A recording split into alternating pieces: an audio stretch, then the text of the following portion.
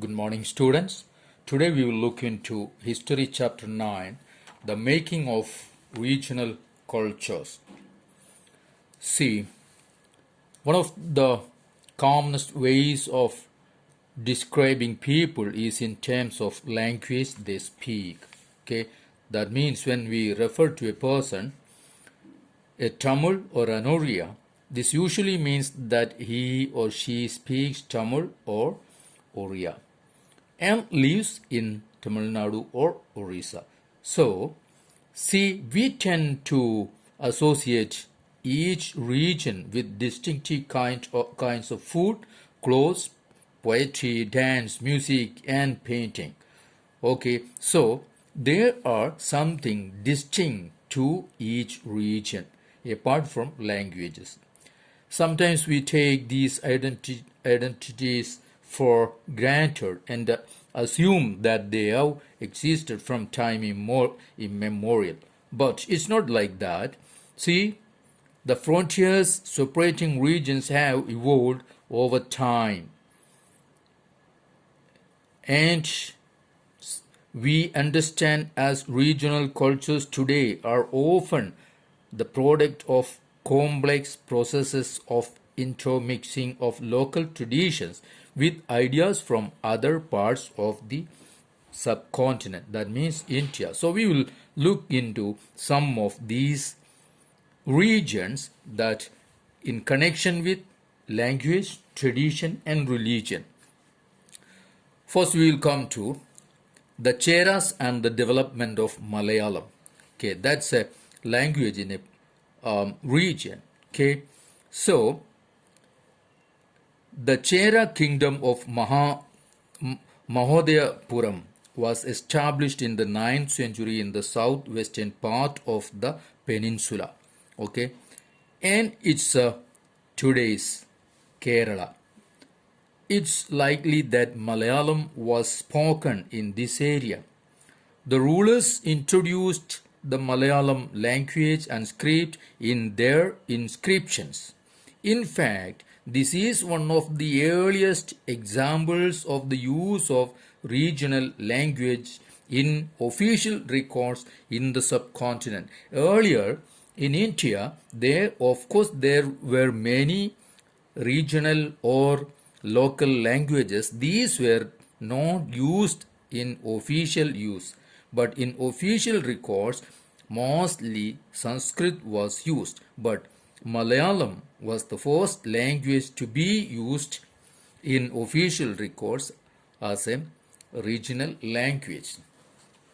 See, at the same time, the Cheras also drew upon Sanskritic traditions as well.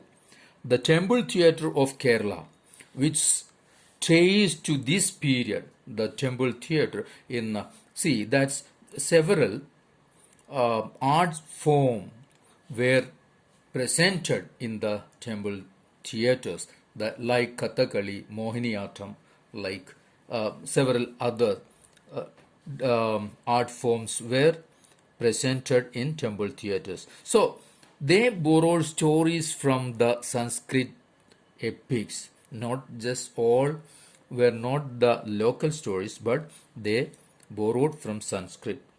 The first literary works in Malayalam, dated to about the 12th century, are directly indebted to Sanskrit. So, जो पहले जो Malayalam language में जो script, जो writing, जो book लिखा गया है, that came from, actually took from Sanskrit. Interestingly enough, a 14th century text called Leela Tilakam, dealing with grammar and poetics. Leela Tilakam was a book. It's talking about grammar and poetics. It was composed in Manipravalam, literally diamonds and corals, referring to the two languages, Sanskrit and regional language. So it was the first form of Malayalam language. So Manipravalam was the first form of Malayalam language. So this language was introduced and brought up by the regional kings, and they earlier they had a script. There is the script, old Malayalam script is given here in the picture figure, first figure, and this is the old form of Malayalam script. But the modern Malayalam script that we use today is introduced by a German missionary called Hermann Guntert. Okay, he introduced the new Malayalam script that is in use today. Now we come to next, rulers and religious traditions. The Jagannatha cult. It is talking about the religious tradition and regional culture.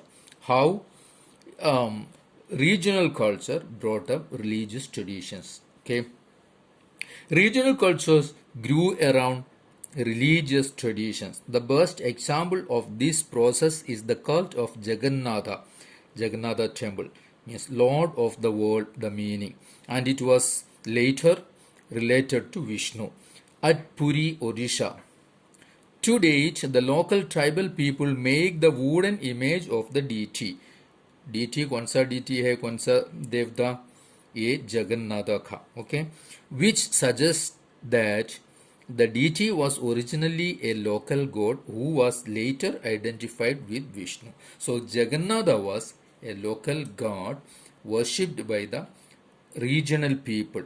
Okay, but afterwards, when Hinduism, Aryanism came into the fray and Aryan influence came, then this local god was identified with Vishnu. In the 12th century, one of the most important rulers of the Ganga dynasty, Anandavarman, decided to erect a temple for Purushottama Jagannatha at Puri. So, the temple which is in Puri was built by Anandavarman, a king of Ganga dynasty. Okay, and subsequently in 1230, that is in 13th century, King Ananga Bhima III dedicated his kingdom to the deity, means to Jagannatha, and proclaimed himself as the deputy of the god, means deputy of Jagannatha. Now, see, as the temple gained importance as a center of pilgrimage, now it's happened. Jagannatha at Puri became a center of pilgrimage. Its authority in social and political matter also increased. All those who conquered Orissa, such as the Mughals, the Marathas, and the English East India Company, all attempted to gain control over the temple. Why all of these invaders, those who defeated Odisha, tried to control the Jagannatha temple at Puri? Because they felt that this would make their rule acceptable to the local people. So the kings or the powers, those who invaded and defeated Odisha, they thought connecting themselves with Jagannatha would make their rule acceptable to the local people.